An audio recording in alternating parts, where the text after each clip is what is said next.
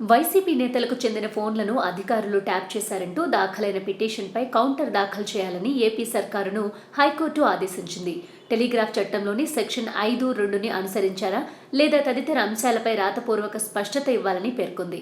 విచారణను జూన్ 6కు వాయిదా వేసింది. హైకోర్టు న్యాయమూర్తి జస్టిస్ ఏవి శేషసాయి, జస్టిస్ యు దుర్గాప్రసాదరావుతో కూడిన ధర్మాసనం బుధవారం ఈ మేరకు ఆదేశాలు జారీ చేసింది. తన ఫోన్తో పాటు తమ పార్టీకి చెందిన నేతల ఫోన్లను పోలీసు అధికారులు ట్యాప్ చేశారంటూ వైసీపీ ప్రధాన కార్యదర్శి సజ్జల రామకృష్ణారెడ్డి హైకోర్టును ఆశ్రయించిన విషయం తెలిసిందే.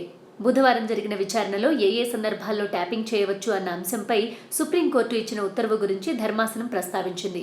అడ్వకేట్ జనరల్ దమ్మాలపాటి శ్రీనివాస్ వాదనలు వినిపిస్తూ ఫోన్ ట్యాపింగ్ చేసినట్లు అంగీకరించారు. అయితే ట్యాపింగ్ వ్యవహారంలో టెలిగ్రాఫ్ చట్టంలోని సెక్షన్ 5(2)ని అనుసరించామన్నారు.